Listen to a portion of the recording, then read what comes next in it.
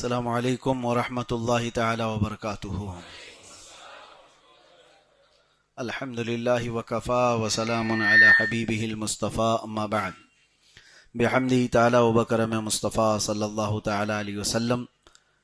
آج کی اس شب میں قرآن عظیم کے 11 پارے مکمل ہو چکے ہیں۔ اللہ تبارک و تعالی بقیہ قرآن عظیم کو صحیح تجوید سے پڑھنے اور آپ سب کو سماعت کرنے کی توفیق عطا فرمائے۔ سورہ توبہ کا اختتامی حصہ اور اس کے بعد سورہ یونس اور سورہ ہود کا کچھ حصہ۔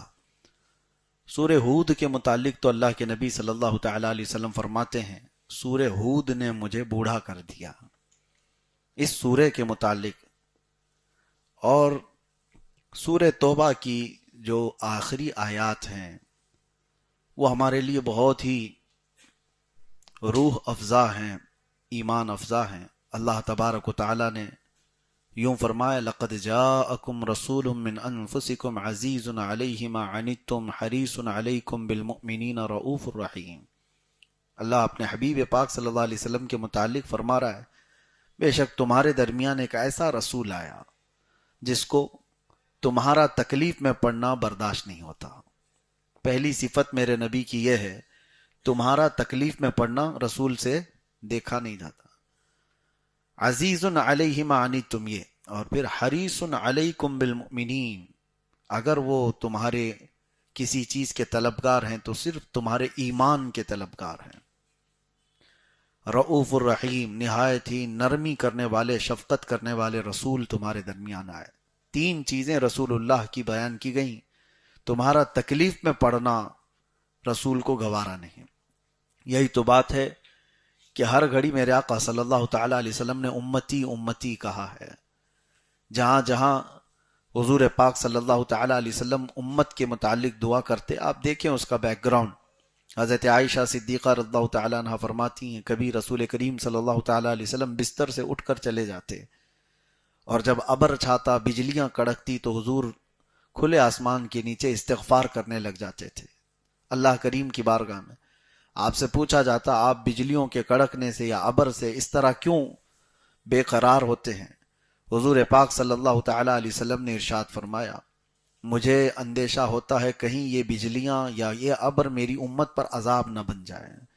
پچھلی امتوں پر عذاب آنے سے پہلے اسی طرح کے حالات ہوتے تھے، تو میں استغفار کرتا ہوں کہ اللہ تبارک و تعالی میری امت کو عذاب سے بچائے۔ اور جب یہ بجلیاں اور ابر چھٹ جاتا ہے تو واپس حضور تشریف لاتے۔ فکر امت یہ تھی اللہ کے نبی صلی اللہ تعالی علیہ وسلم کی۔ اس آیت کی تفسیر بڑی طویل ہے اور رسول کریم صلی اللہ تعالی علیہ وسلم کے متعلق یہ فرمایا کہ وہ نہایت ہی نرم دل اور شفقت کرنے والے ہیں۔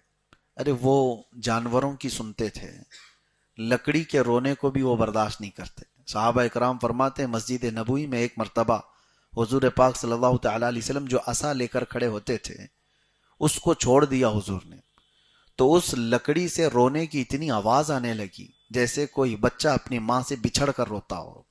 صحابہ نے پوری مسجد میں آواز سنی، نبی پاک صلی اللہ تعالی علیہ وسلم ممبر سے اتر کر کے آئے اور پھر اس لکڑی کو اٹھایا اور پھر اس سے نہ جانے کیا چیزیں سنی، پھر اس کو واپس حضور پاک صلی اللہ تعالی علیہ وسلم نے اپنی جگہ پر رکھا تو خاموش ہوا۔ حضور فرماتے ہیں، یہ رونے لگا تو اس کا رونا مجھ سے دیکھا نہیں گیا، میں خطبہ چھوڑ کر اتر آیا۔ یعنی لکڑی کا رونا حضور کو گوارا نہیں۔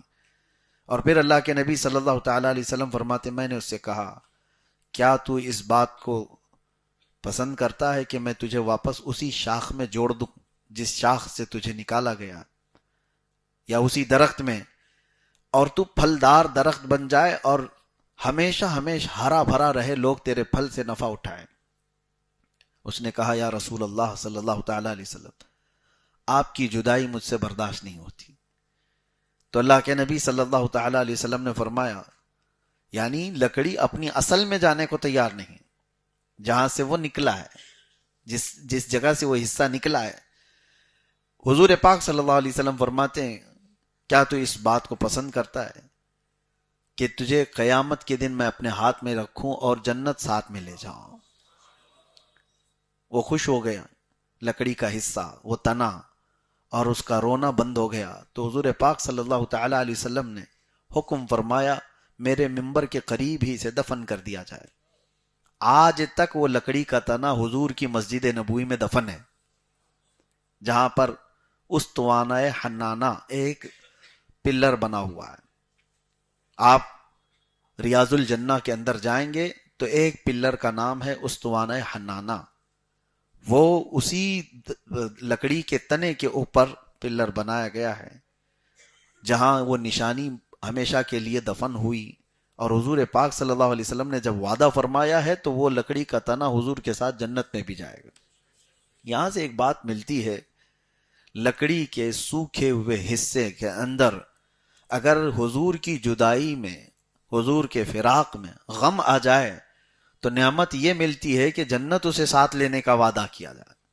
کیا امتی اگر حضور کی جدائی میں روئے تو وہ ناز و نعم کے ساتھ احسان نہیں فرمائیں گے؟ لیکن امتی کا حال یہ ہے کہ یہ لکڑیوں سے زیادہ سوکھ گیا ہے، لکڑیوں سے زیادہ ان کی سوکھا پن ہے۔ محبت مصطفیٰ صلی اللہ علیہ وسلم میں تڑپنا ہم نے کہاں سیکھا ہے؟ میرے عزیزو، ایک دو نہیں، کئی روایات آپ کو میں بتاؤں۔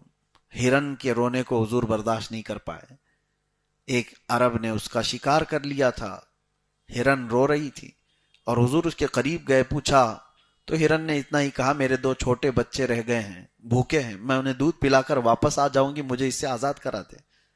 حضور نے اس کی بات سن کر کے وہ عربی سے کہا، بدو سے، دیہاتی شخص سے، کہ ہرن مجھ سے بات کر رہی ہے اور اپنے بچوں کو دودھ پلا کر واپس آئے گی۔ اس نے کہا، کیا کوئی جانور اس طرح سے نکلا ہوا بھاگ کر واپس آ سکتا ہے؟ حضور نے فرمایا، مجھ سے وعدہ کیا ہوا جانور دھوکہ نہیں دے گا۔ ہرن کو اس نے چھوڑا، حضور کو پکڑا اور ہرن تھوڑی دیر کے بعد وہ اپنے بچوں سمیت واپس لوٹ آئی۔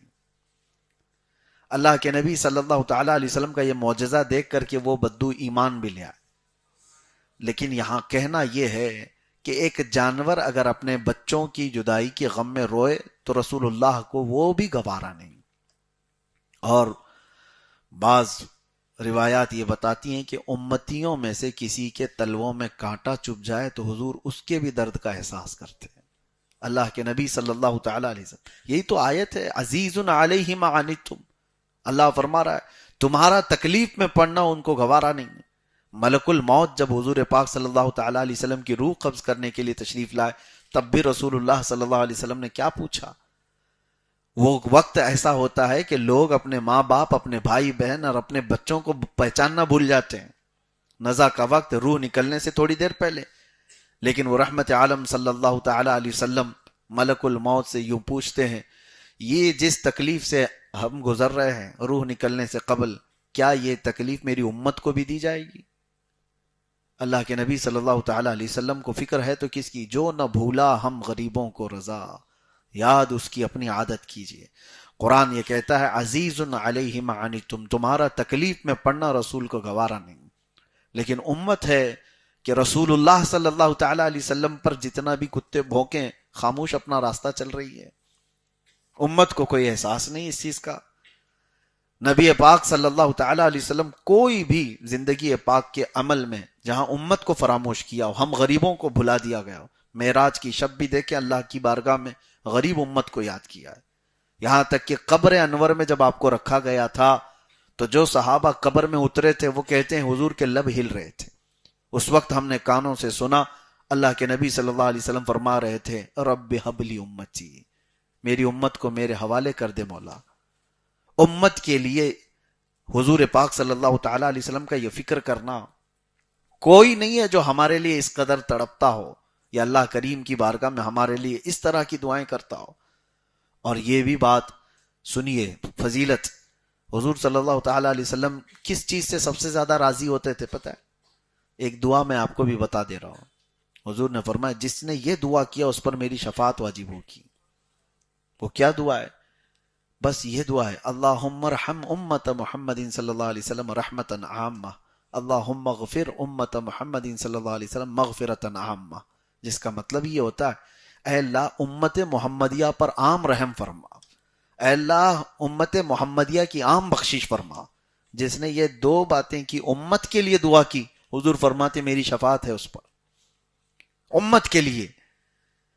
یہ فکر امت اللہ کے نبی صلی اللہ تعالی علیہ وسلم نے، اور پھر یہ بھی فرمایا من لم یہتم بامرنا فلیس منا، جو اس حال میں صبح کیا کہ میری امت کے بارے میں کچھ سوچا نہیں، وہ میری امت میں سے نہیں ہے۔ تو کتنے ہیں جو ہم میں سے فکر امت میں ہیں؟ کون ہے جو تڑپتا ہے غریب امت کے لیے؟ ہم تو سیلفش ہو گئے آج کے دور میں، ہمارے اپنے اپنے معاملات میں ہم بزی ہو گئے۔ دنیا جاتی ہے کسی بھی کھائی میں، ہمیں اس کی کیا فکر۔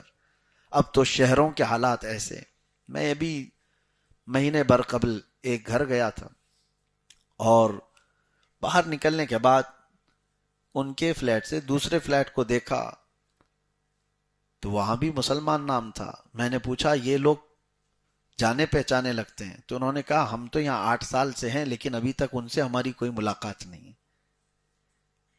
میں جانتا ہوں لیکن بغل میں جن کا گھر ہے وہ نہیں جانتے۔ یہ شہروں کی زندگیاں ہیں، یہاں پڑوس کا تصور ختم ہو چکا ہے۔ کئی دنوں تو ایسا ہوتا ہے کہ کوئی مر گیا، بہت دنوں کے بعد پتہ چلتا ہے کہ وہاں بلڈنگ میں سے کوئی انتقال کر کے چلا بھی گیا ہے۔ تو یہ معاشرہ تو رسول اللہ صلی اللہ تعالی علیہ وسلم کا دیا ہوا نہیں تھا۔ حضور فرماتے مثل المؤمن کمثل جسد اذا اشتكى عضو تداعى له سائر الجسد بالسهر والحمى، مومن کی مثال ایسے ہے جیسے ایک جسم کے اعضاء، سارے مومنین ایک جسم کے پارٹ ہیں، ایک عضو کو تکلیف ہو جائے تو پورے جسم میں بخار آنا چاہیے۔ سر درد ہے تو ایسا نہیں ہے کہ پھر باقی جسم اچھا ہی رہتا ہے، پورا جسم اس درد کی وجہ سے بے قرار رہتا ہے۔ انگوٹھے میں ٹھوکر لگ جائے لیکن کھانا اچھا نہیں لگتا۔ تو مومنین کی مثال ایسی، ایک مومن کو اگر تکلیف ہو تو سارے مومنین تڑپنا چاہیے۔ فلسطین کے حالات دیکھیں، عراق ہو، شام ہو، یمن ہو، جل کر راکھ ہو گئے۔ آپ اندازہ کر سکتے ہیں 70,000 لوگوں کو قتل کر دیا گیا۔ یہ جینوسائیڈ کہا جاتا ہے اس کو، نسل کشی ہے۔ اور اس میں سے تقریباً 30,000 کے قریب وہ بچے جو ابھی کھلے بھی نہیں تھے، وہ اپنے باپ کی گود میں ختم ہو گئے۔ کیسے کیسے ان لوگوں کے چھیتڑے اڑائے گئے۔ ہم تو ویڈیو شیئر کرتے ہیں اور نکال جاتے ہیں۔ میں اس کے متعلق یہ تو کہنا چاہتا ہوں کہ کبھی تم تنہائی میں بیٹھ کر تمہاری آنکھیں بھیگ جاتی ہو فکر امت میں، تو یہ بھی کافی ہے۔ جا نہیں سکتے، مدد نہیں کر سکتے، تمہاری استطاعت نہیں، طاقت نہیں، تو کم از کم احساس تو کر سکتے ہو۔ اور جب احساس کے ساتھ، درد دل کے ساتھ تم پکارو گے اللہ کی بارگاہ میں کہ اللہ ان بچوں کی تکلیف دیکھی نہیں جاتی، یا رحمان ان پر رحم فرما، ان کی آزمائش کو ختم فرما۔ ویسے تو اجتماعی دعائیں، فارمیلٹیز بہت ہوتی رہتی ہیں۔ میں تو یہی سمجھتا ہوں، لوگ تو دعاؤں کے لیے ہاتھ بھی اٹھاتے ہیں تو کھجاتے ہوئے ادھر سے ادھر، ان کے نہ تصور ہیں نہ خیالات ہیں، وہ تو ڈیوٹی کرنے آئے ہیں، ادھر ہاتھ اٹھائے، کب امام نیچے چھوڑا کہ وہ نکل گئے۔ یہ دعا ہے؟ دعا تو درد ہے، احساس ہے، اور اس طرح سے دعا کرو تو پھر دیکھو بار اجابت سے ٹکرا جائے۔ احساس ختم ہونے کو آ گیا۔ وجہ یہ ہے کہ ہم ان تکلیفوں سے نہیں گزر رہے ہیں جن تکلیفوں سے امت گزر رہی ہے، لیکن نمبر آئے گا۔ زیادہ دیر تک انتظار نہ کرو، نمبر آئے گا۔ اللہ تبارک و تعالی فکر امت میں تڑپنے کی توفیق عطا فرمائے۔ زندگی کا کچھ حصہ وہ بھی رکھو رسول اللہ صلی اللہ تعالی علیہ وسلم کو اگر راضی کرنا چاہتے ہو۔ ایک بات میں اور آپ کو بتا دوں، حضرت جبرائیل امین علیہ السلام نے، جانتے ہو حضور کی رضا کے لیے انہوں نے کیا کہا؟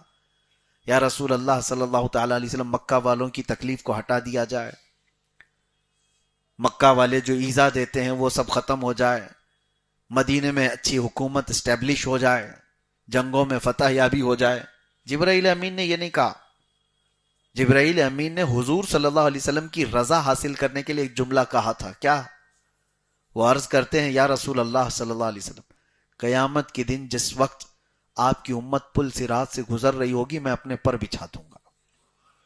اللہ کے نبی صلی اللہ علیہ وسلم راضی ہو گئے، خوش ہو گئے۔ جبرائیل امین علیہ السلام نے امت کی بات کی، حضور راضی ہو گئے۔ امت کے لیے آپ جب بھی کچھ کرو اللہ کے نبی راضی ہوں گے۔ جس نے بھی امت کے بھلائی کا کام کیا، رسول پاک صلی اللہ علیہ وسلم کی رضا اس نے حاصل کر لیا۔ حتیٰ کہ تم راستے سے تکلیف دہ چیز کو بھی اٹھاؤ، امت تکلیف میں نہ آئے، حضور پاک کی رضا کا سبب ہے یہ۔ میرے آقا صلی اللہ تعالی علیہ وسلم کی رضا حاصل کرنے کا سب سے آسان طریقہ یہ ہے، امت کی بھلائی کا خیال کرو۔ لوگ بڑے بڑے وظیفے، بڑے بڑے اعمال، بڑی بڑی عبادتوں میں مصروف ہیں، لیکن وہ فکر امت میں نہیں ہے، وہ خود اپنی فکر میں رہ گئے۔ تم جتنے بھی بلند بننے کے لیے وظیفوں کا سہارا لے رہے ہو، میں آسان طریقہ یہ بتا رہا ہوں، احساس اور درد تمہارے اندر ہو امت کا، تو پھر دیکھو رسول اللہ کی احسانات اور ان کی نوازشیں کیسی ہوتی ہیں، آپ کو اندازہ بھی نہیں ہوگا۔ ایک بزرگ ہیں حضرت شبلی رحمت اللہ تعالی علیہ، میں ان کی بات عرض کر کے اس آیت کے متعلق عرض کرتا ہوں۔ حضرت شبلی کے متعلق اس زمانے کے ایک اور بزرگ نے دیکھا خواب میں کہ رسول پاک صلی اللہ تعالی علیہ وسلم کی مجلس لگی ہوئی ہے اور حضرت شبلی اس مجلس میں آ رہے ہیں، تو نبی پاک صلی اللہ تعالی علیہ وسلم نے سب کو ہٹایا اور کہا شبلی تم میرے بغل میں بیٹھو۔ ان کو رسول پاک صلی اللہ تعالی علیہ وسلم نے بالکل اپنے پاس بٹھایا۔ تو وہ جس بزرگ نے حضرت شبلی کو خواب میں اس طرح سے دیکھا حضور کی بارگاہ میں، وہ بے چین ہو گئے کہ کیا عمل کرتا ہوگا شبلی، نبی پاک صلی اللہ تعالی علیہ وسلم کی بارگاہ میں اتنا قرب ہے۔ دوسرے دن اٹھے اور دوڑتے ہوئے وہ حضرت شبلی کو تلاش کر کے پہنچے اور جا کر کے ان سے ایک بات پوچھی کہ شبلی مجھے ایک بات بتاؤ، رسول پاک صلی اللہ تعالی علیہ وسلم کی بارگاہ میں تمہارا ایسا مقام ہے؟ انہوں نے یہ نہیں پوچھا کیا مقام ہے، کیا دیکھا، ان سے اس بزرگ نے پوچھا کہ صرف یہ بتاؤ تم کرتے کیا ہو؟ تو حضرت شبلی کہتے ہیں 2 عمل ہے میرے، رات کو اس وقت تک سوتا نہیں جب تک امت کی بخشش کی دعا نہیں کرتا، امت محمدیہ کی بخشش کے لیے، ان کے اصلاح حال کے لیے دعا نہیں کرتا، اس وقت تک سوتا نہیں۔ دوسری چیز یہ ہے جو عمل میں آپ کو بتا رہا ہوں، الحمدللہ برسوں سے میرا بھی عمل ہے۔ حضرت شبلی فرماتے ہیں جب بھی فرض نماز سے فارغ ہوتا ہوں، سلام پھیرتے ہی میں سب سے پہلے یہ آیت پڑھتا ہوں، لقد جاءکم رسول من انفسکم عزیز علیہ ما عنتم حریص علیکم بالمؤمنین رؤوف الرحیم، یہ میرا عمل ہے۔ اور حضرت شبلی فرماتے ہیں اس عمل کی برکت یہ ہے کہ جب دل زیادہ مغموم ہوا ہم نے رسول اللہ کو خواب میں دیکھ لیا، الحمدللہ اس کا اثر ہے۔ جب زیادہ دل بے چین ہوا، ٹوٹا، حضور پاک صلی اللہ تعالی علیہ وسلم کی زیارت آپ کو میسر ہوگی۔ خلوص دل کے ساتھ اس کو پڑھیں، یہ نہیں کہ نبی کریم صلی اللہ تعالی علیہ وسلم کی زیارت کرنے کا ہی غرض، اسی مقصد کو لے کر کے ہی پڑھنے کا ایک مطلب ہی نہیں ہو۔ اللہ تبارک و تعالیٰ کا یہ کلام حضور کے افضلیت اور ان کی عظمت کے لیے ہے، آپ پڑھیں اور دیکھیں اس کے انعامات انشاءاللہ۔ بہرحال 11ویں پارے میں ایک اور آیت ہے جس کو میں آپ کے سامنے عرض کرتا ہوں۔ حضور پاک صلی اللہ تعالی علیہ وسلم نے صحابہ کو جنگ تبوک میں جانے کا حکم دیا تھا۔ جنگ تبوک جو ہے یہ بہت لمبا سفر طے کر کے ہونے والی ایک جنگ تھی، مدینہ طیبہ سے اس میں نکلے تھے، لیکن اتفاق ایسا کہ اس میں 3 صحابہ نہیں آئے تھے۔ وہ کون تھے؟ ان کے متعلق آیت آئی ہے قرآن پاک میں جو آج ہم نے تلاوت کیا۔ اس میں سے ایک صحابی حضرت کعب، انہوں نے بڑی طویل حدیث خود اپنا واقعہ بیان کیا ہے، یہ حدیث آپ کو سیاہ ستہ میں مل جائے گی۔ تو حضور پاک صلی اللہ تعالی علیہ وسلم جب جنگ میں تشریف لے گئے، جتنے طاقت والے لوگ ہیں، استطاعت والے لوگ ہیں، بغیر عذر کے ہیں، ان کو جانا واجب تھا۔ سفر چلتا رہا، لیکن 3 لوگ ایسے تھے مدینے میں وہ نہیں آئے۔ حضور نے ان کے بارے میں پوچھا بھی کہ فلاں بن فلاں کہاں ہے، فلاں بن فلاں کہاں ہے؟ تو صحابہ نے کہا ہم نے ان کو مدینے میں دیکھا تو تھا، بیمار بھی نہیں، صحت مند تھے، لیکن آئے کیوں نہیں پتا۔ اس کے بعد یہ حضرت کعب کہتے ہیں میری بات یہ تھی کہ ابھی جماعت نکل رہی تھی، صحابہ اکرام جا رہے تھے، سوچا ابھی تو یہ لوگ مدینے کے باہر ہی پہنچے ہیں، جا کر کے میں پا لوں گا، بہت جلدی ہی ان کو پکڑ لوں گا۔ پھر تھوڑا سو گئے، پھر سوچا دوسری منزل پہ پہنچے ہوں گے، وہاں تو میں آسانی سے پہنچ جاؤں گا۔ تیسری منزل تک پہنچے ہوں گے، وہ کرتے کرتے یہ اسی طرح سے وقت گزرتا گیا اور رسول اللہ صلی اللہ تعالی علیہ وسلم صحابہ کے ساتھ سفر پر نکل گئے۔ لمبا سفر ہو گیا. وہ دونوں جو باقی صحابہ ہیں ان کا بھی یہی حال تھا, کوئی عذر تو تھا نہیں, سوچ رہے تھے ابھی جائیں گے ابھی جائیں گے ابھی جائیں گے, نماز کا وقت ہو جائے تو لوگ کرتے ہیں, جماعت میں ابھی تو اتنا ٹائم باقی ہے, ابھی نکلیں گے تب پہنچیں گے, ابھی نکلیں گے تب پہنچیں گے. بہرحال تو حضور پاک صلی اللہ تعالی علیہ وسلم جب واپس آئے جنگ سے تو سب سے پہلے ان 3 لوگوں کو طلب کیا, کہاں ہیں فلاں بن فلاں فلاں بن فلاں.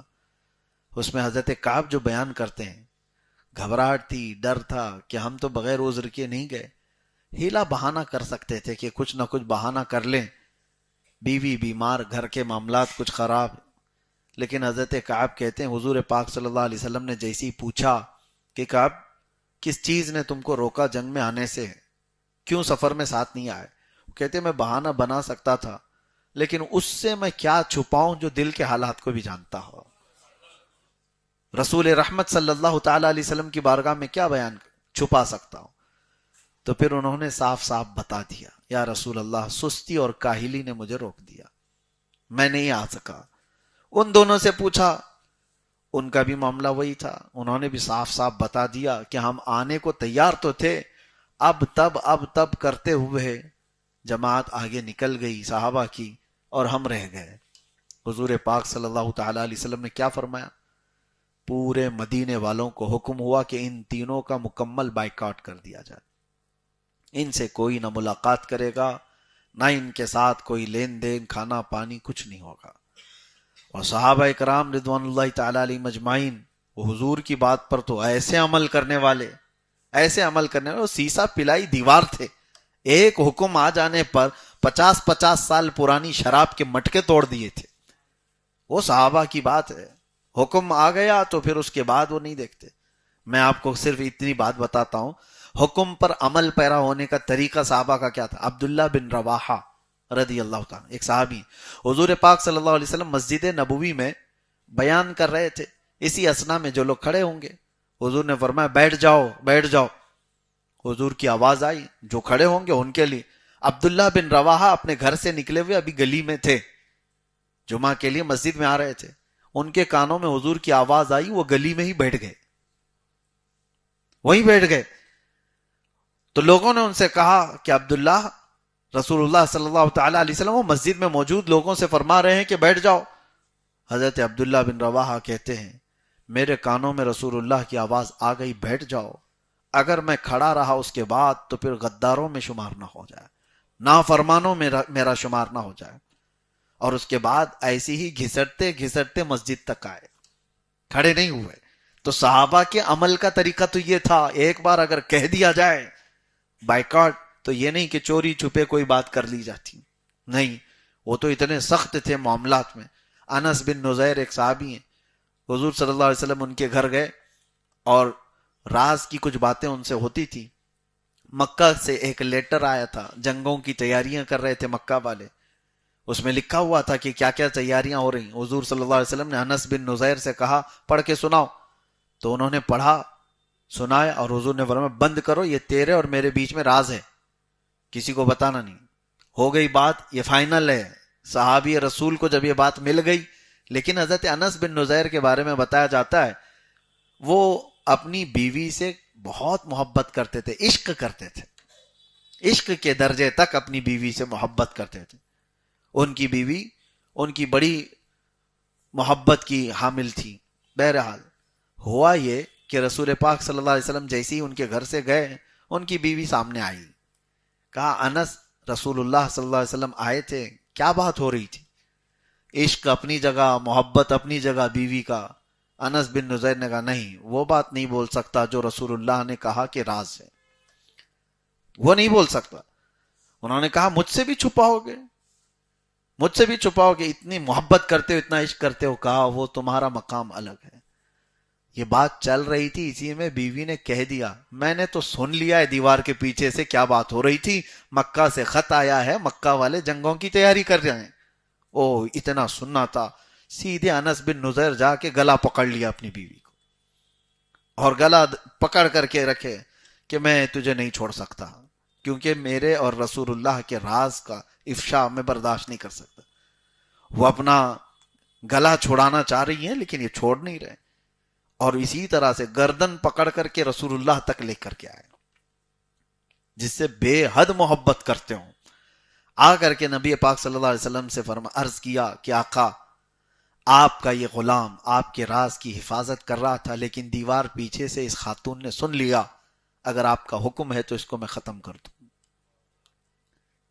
رسول پاک صلی اللہ تعالی علیہ وسلم رحمت للعالمین ارشاد فرماتے ہیں انس چھوڑ دو، وہ بھی میری صحابیہ ہے، وہ راز کی حفاظت کرے گی۔ اس کے بعد ہاتھ چھوڑ دیا، پھر مسکرا کر اپنی بیوی سے کہا یہ رشتہ الگ ہے اور وہ محبت الگ ہے۔ میرے آقا صلی اللہ تعالی علیہ وسلم کا حکم جہاں آ جائے تو پھر کوئی رشتہ نہیں ہے۔ یہ صحابہ کا معمول تھا۔ تو یہ تین صحابہ کو جیسی حضور نے ایک بات میں کہہ دیا مدینے میں کہ ان تینوں کا بائیکاٹ، بیویوں نے بات کرنا چھوڑ دیا، ان کے بھائیوں نے، ماں باپ نے، کہ اللہ کے نبی کا فرمان ہے تم سے بات نہیں کر سکتے۔ حضرت کعب کہتے ہیں زندگی اتنی کٹھن ہو گئی تھی، سخت ہو گئی تھی کہ جس کو دیکھو منہ پھیر رہا ہے، کوئی بات کرنے کو تیار نہیں۔ چلو یہ باتیں تو ہم برداشت کر لیتے کہ مدینے والے کوئی ایک دوسرے سے کوئی بھی ملنا نہیں چاہ رہے ہم سے، لیکن رسول اللہ صلی اللہ تعالی علیہ وسلم کے پاس جائے تو میرے آقا بھی چہرہ پھیر لیتے تھے۔ یہ بہت سخت معاملہ تھا ان کے لیے۔ اور ان کی خطا کیا تھی؟ یہ بغیر عذر کے جنگ سے پیچھے رہ گئے تھے۔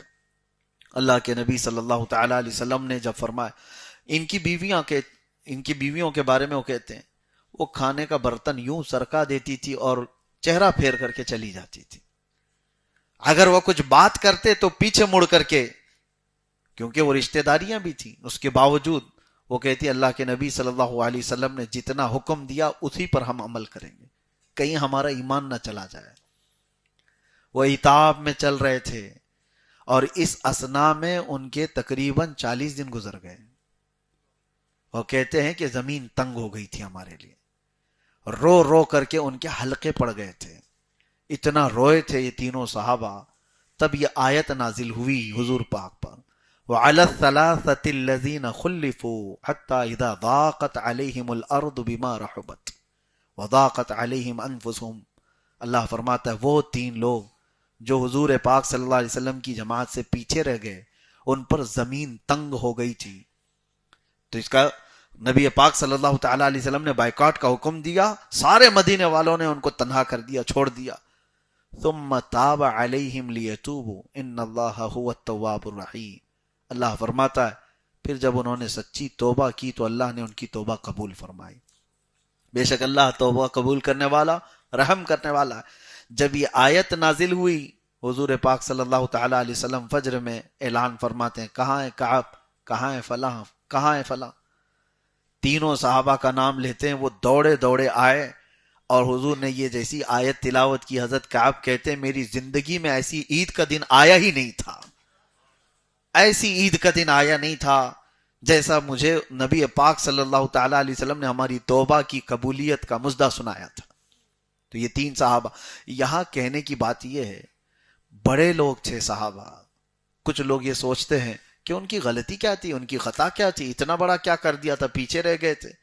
نہیں میرے عزیزو، وہ صحابہ مشعل راہ ہدایت پوری امت کے لیے، وہ ستارے ہیں، ان کی ہلکی سی بھی چیز امت کے لیے بڑی بن سکتی ہے۔ نبی پاک صلی اللہ علیہ وسلم نے وہیں روک دیا تھا کہ تمہارے سے یہ خطا نہ ہو۔ تو بسا اوقات بڑے لوگوں کی چھوٹی غلطی کو بھی پکڑ لینا چاہیے۔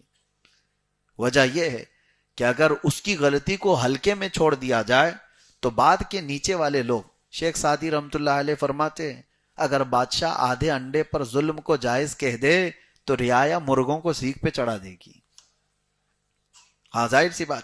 اسی لیے علماء کرام کو، امام حضرات کو کہا گیا ہے کہ اگر تم نفل چھوڑو گے تو یہ مقتدی سنت چھوڑ دیں گے، تم سنت چھوڑو گے تو پھر یہ واجب چھوڑنے پر آ جائیں گے، تم اگر حرام چیزوں سے بچنے میں کوئی احتیاط نہیں کرتے تو یہ کفر تک پہنچ جائیں گے۔ اسی لیے علماء ذوی الاحترام کو، مبلغین اسلام کو، دعات کو یہ کہا گیا ہے مکروہ چیزوں سے بھی بچو۔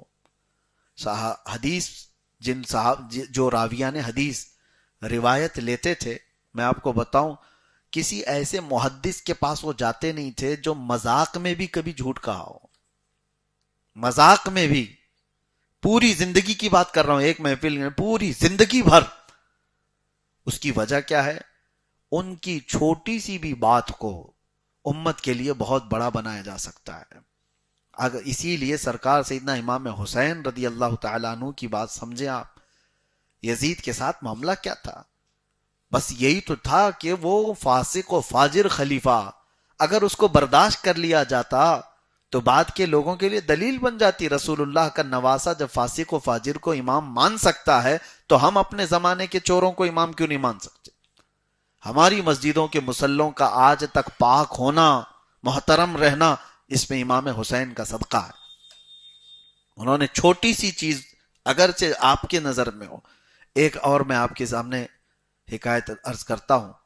ایک عالم دین ہے, وہ جہاز کے سفر پر ہیں اور پانی کے جہاز میں وہ بیچ دریا میں جب جہاز پہنچا, ان کے پاس 2000 سونے کے سکے تھے, 2000 اشرفیاں یہ سفر میں لے کر چل رہے تھے. اور راستے میں جب سمندر کے درمیان پہنچے تو اتفاق ایسا کہ اس جہاز پہ ایک چور بھی سفر کر رہا تھا, اچھا خاصا چور, ٹرینڈ. اور اس نے اس مولانا صاحب کو دیکھ لیا تھا کہ ان کے پاس سونے کے سکے ہیں, چرائے تو کیسے. اور جب سمندر کے بیچ پہنچ جائے جہاز تو نہ کسی کے آنے کا اندیشہ نہ کسی کے باہر جانے کا, جو ہے جہاز میں. تو اس نے ایک ہیلا اپنایا. اس نے کیا کیا, اچانک رات کو واویلا مچانا شروع کر دیا. ہائے افسوس, میرے 2000 سکے کسی نے چرا لیے, میرے سونے کے 2000 اشرفیاں کسی نے چوری کر لیا. کون؟ یہ چور نے اعلان کرنا شروع کیا. اور اتنا رویا کہ سارے لوگ اس کو آ کر کے تسلی دینے لگے. پھر جو لیڈر تھا اس سے کہا گیا کہ دیکھو اس غریب کے کسی نے 2000 سکے چوری کر لی. اب یہاں سے کوئی بھاگ تو سکتا نہیں, جہاز میں جو ہوگا چوری کیا ہوا وہ اسی اندر ہوگا, یہی ہوگا, چرایا ہوا مال بھی یہی ہوگا. تو اس نے ضد کر دیا کہ میرا مال ڈھونڈا جائے. اس کو پتا تھا, اس نے اچھی طرح سے دیکھا تھا مولانا صاحب کے پاس 2000 سکے ہیں. تو کپتان نے عملے کو کہا کہ سارے لوگوں کی تلاشی لی جائے. سب کی تلاشی لی گئی, ایک کے بعد دیگرے, ہر ایک کو قطار میں لگا کر پورے جہاز کی تلاشی ہو گئی. وہ سکے کہیں نہیں ملے. وہ مولانا صاحب کے جھولے, ان کے در, جو جتنے بسترے, سب چھان مارے, کہیں نہیں ملے. اس چور نے دیکھا, بار بار کہا ان کا اور ایک بار چیک کرو, ان کا اور ایک بار چیک کرو, ملا ہی نہیں. اب یہ ہکا بکا رہ گیا, اس نے تو رات کو گنا میرے سامنے, اب کہاں چھپایا ہے اس نے, پورے جہاز میں کہیں نہیں ملا. تو لوگوں نے پھر اس کو کوسنا شروع کیا, اس کو مارنے بھی لگ گئے کہ جھوٹا آدمی, بغیر کسی چیز کے اس نے ایسے ہی لوگوں کو پریشان کیا, اس کے تھے ہی نہیں پیسے, کہاں گئے جہاز میں سے 2000 سونے کے سکے. اس کے بعد جب شانت ہو گئے, مار کھا کر کے آیا چور, تو رات کی تنہائی میں اسی عالم کے پاس آیا. کہا کہ حضرت ایک بات بتاؤ, کل رات تمہارے پاس تو 2000 سکے تھے نا, سونے کے سکے تھے نا, تم گن رہے تھے؟ انہوں نے کہا ہاں تھے, تو میرے پاس تھے اور تم دیکھ رہے تھے, یہ بھی مجھے پتا ہے.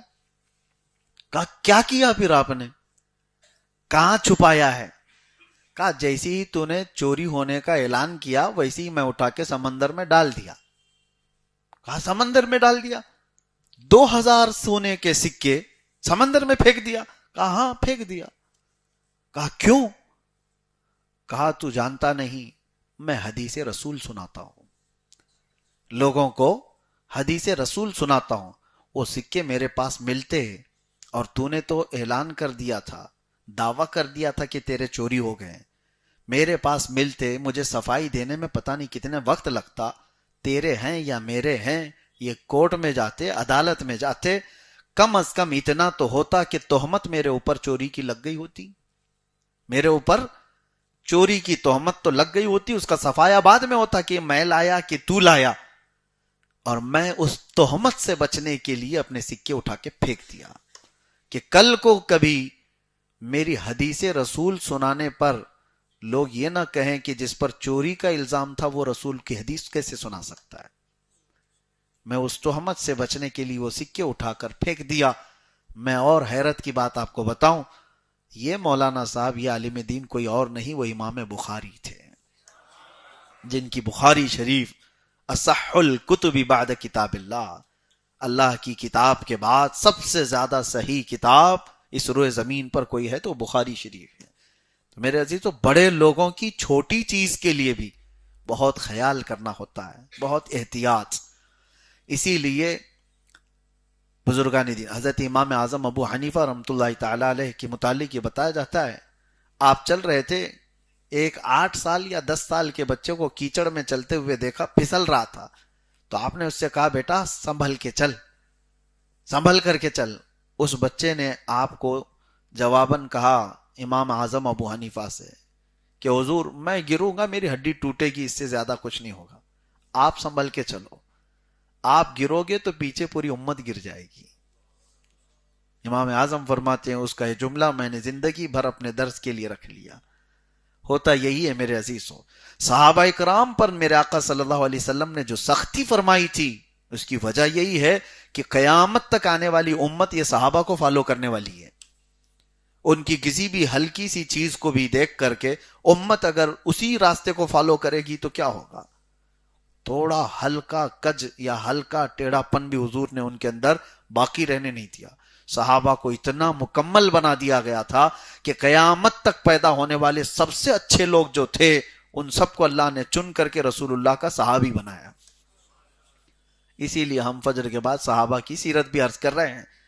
آپ کو حدیث میں نے بتایا تھا کہ اللہ کے نبی نے فرمایا میرے صحابہ ستاروں کی مانند ہیں، تم جس کی بھی پیروی کرو گے ہدایت پا جاؤ گے. یہ آیتیں تھی. بہرحال ایک اور چیز میں آپ کو بتا دوں، اللہ تعالیٰ نے ایک ایسی مسجد کا بھی ذکر کیا ہے اس میں جس کو ڈھانے کا حکم دیا گیا تھا، مسجد ضرار. والذین اتخذوا مسجدا ضرارا کفرا وتفریقا بین المؤمنین وارصادا لمن حارب اللہ ورسولہ. اللہ تعالیٰ اس میں فرماتا ہے کہ وہ لوگ جنہوں نے مسجد ضرار بنائی. یہ کیا تھی مسجد ضرار؟ کچھ منافق تھے مدینہ طیبہ میں، رسول اللہ صلی اللہ تعالیٰ علیہ وسلم کے پاس آتے تھے لیکن ان کو پورا چانس ملتا نہیں تھا کہ اپنی تنہائی میں میٹنگ کرنے کے لیے حضور کے خلاف، اسلام کے خلاف. وہ چھپے ہوئے کافر کو کیا کہتے ہیں؟ چھپے ہوئے کافر کو منافق کہتے ہیں. چہرہ اس کا سب کچھ مسلمانوں کی طرح، نماز بھی پڑھتا ہوگا، سب کچھ کرتا ہوگا، لیکن اندر سے وہ کافر ہے، اس کو منافق کہتے ہیں. تو انہوں نے آ کر رسول اللہ صلی اللہ علیہ وسلم سے یوں کہا کہ ہم بڑے دور رہتے ہیں محلے میں، وہاں سے مسجد نبوی آنے میں ہم کو لمبا وقت لگ جاتا ہے اور آنے جانے کی تکلیفیں ہیں، لہٰذا ہم کو ایک الگ مسجد بنانے کی پرمیشن دیجیے، الگ ہم ایک مسجد بنا لیں. رسول پاک صلی اللہ تعالیٰ علیہ وسلم سفر پر جا رہے تھے، ان لوگوں نے مسجد بنا لی، لیکن ان کا مقصد دوری کی وجہ نہیں تھی. مسجد نبوی تو صحابہ کہاں کہاں سے آتے تھے، کھیتی باڑی کرنے والے صحابہ بھی آتے تھے جو مدینے کے باہر رہتے تھے، لیکن یہ لوگ مدینے سے بہت دور نہیں تھے. مسجد قباء جہاں پر آج ہے بنی ہوئی ہے اس کے قریب ہی انہوں نے ایک الگ مسجد بنا لی، لیکن وہ میٹنگ کا ایک اڈا تھا، فتنوں کا ایک اڈا تھا، وہ مسجد نہیں تھی. اس میں بیٹھ کر کے رسول اللہ صلی اللہ تعالیٰ علیہ وسلم کے خلاف منصوبے بناتے تھے، اسلام کو کمزور کرنے کے منصوبے وہاں پر بنائے جاتے تھے. تو اللہ تعالیٰ نے اپنے نبی سے حکم دیا کہ اس مسجد کو ڈھا دیا جائے، جلا دیا جائے، ختم کر دیا جائے. تو وہ مسجد ضرار اس لیے کہلاتی. اللہ کے نبی صلی اللہ تعالیٰ علیہ وسلم نے حکم دیا صحابہ کو کہ اس طرح کا فتنوں کا اڈا اگر مسجد کی شکل میں ہو تو اس کو ختم کر دیا جائے. اس کو ہٹا دیا گیا اور وہاں پھر کبھی بھی آج تک مسجد نہیں بنائی گئی، تو اس کو مسجد ضرار کہا گیا. آج بھی ہم یہ کہتے ہیں کہ جو مسجد نبی پاک صلی اللہ علیہ وسلم کی گستاخی سکھاتی ہو وہ مسجد نہیں، وہ مسجد ضرار ہے، مسجد ضرار ہے. حالانکہ مسجدیں اللہ کی عبادت کے لیے، اللہ کی عبادت کے لیے. وہ لوگ بھی اللہ کی عبادت کے لیے مسجد شروع کیے تھے، لیکن وہاں کر کیا رہے تھے؟ نبی پاک سے بغض اور عداوت. آج کے زمانے میں بھی جو حضور کی محبت سے دور کرنے والے جس مسجد میں بھی پیغامات ہوتے ہوں وہ مسجد نہیں ہے، وہ مسجد ضرار ہے. ایسی مسجدوں میں نہ جائیں جہاں رسول اللہ صلی اللہ تعالی علیہ وسلم سے دور کیا جاتا ہو، ان کو عام بشر کہا جاتا ہو، بڑے بھائی کے برابر کہا جاتا ہو، پیٹھ پیچھے کا علم نہیں ہے یہ کہا جاتا ہو، ان کا خیال آنا گدھے اور بیل کے خیال سے بدتر کہا جاتا ہو، نعوذ باللہ من ذالک، ان ممبروں سے جہاں رسول اللہ کی شان میں بھونکا جاتا ہو، وہ مسجد کہاں ہے؟ وہ مسجد ضرار ہے۔ مسجد وہ ہے، اعلی حضرت فرماتے ہیں واللہ ذکر حق، یعنی ذکر خدا جو ان سے جدا چاہو نہ جدیو، یعنی اللہ کا ذکر کرنا چاہتے ہو اور حضور کو چھوڑ کر کے، ذکر خدا جو ان سے جدا چاہو نجدیو، واللہ ذکر حق نہیں کنجی سقر کی ہے۔ سقر کہتے ہیں جہنم کو۔ تو خالص اگر کوئی یہ کہتا ہے کہ نہیں نہیں میں اللہ اللہ کرنے کے لیے یہ بنایا ہوں، نبی کا یہاں کوئی تذکرہ نہیں ہوگا، اعلیٰ حضرت فرماتے ہیں یہ تو جہنم کی کنجی ہے۔ شیطان بھی اللہ کو مانتا تھا لیکن رسالت کا انکار کیا۔ بہرحال اللہ تعالی ہماری مسجدوں میں وہ روحانیت آج بھی باقی ہے کہ ہم نماز اللہ کے لیے پڑھتے ہیں، ختم ہوتے ہی میرے نبی کی بارگاہ میں سلام بھی پیش کرتے ہیں، یہاں محبت کے پیغامات دیے جاتے ہیں۔ ہماری شروعات ہوتی، کبھی محفلیں ہوں، کوئی بھی مجلس ہو، محفل ہو، نعت پاک مسجد میں پڑھی جاتی ہے، نبی پاک کی شان مسجد میں بیان ہوتی ہے، اور نمازوں کے بعد رسول کریم صلی اللہ تعالی علیہ وسلم پر اجتماعی طور پر سلام اور درود بھیجنے کا ہمارا معمول ہے یا نہیں؟ آج بھی ہر نماز کے بعد ہمارے ہاں امام کیا کہتا ہے؟ ان اللہ وملائکتہ یصلون علی النبی یا ایھا الذین آمنوا صلوا علیہ وسلموا تسلیما اللہم صل علی سیدنا محمد وعلی آلہ وصحبہ وبارک وسلم۔ حالانکہ کوئی یہ کہتا کہ یہ درود یہاں کیوں پڑھ رہے ہو، اللہ کی عبادت کرو مسجد میں، رسول کا یہاں کیوں ذکر ہے؟ نہیں، تمہاری نمازیں کمپلیٹ نہیں جب تک رسول پر سلام نہیں بھیجتے۔ اللہ تبارک و تعالیٰ اسی عشق کے ماحول میں زندگی عطا فرمائے اور گمراہ کفار بدین لوگوں سے ہماری حفاظت فرمائے۔ وآخر دعوانا ان الحمد للہ رب العالمین۔ السلام علیکم۔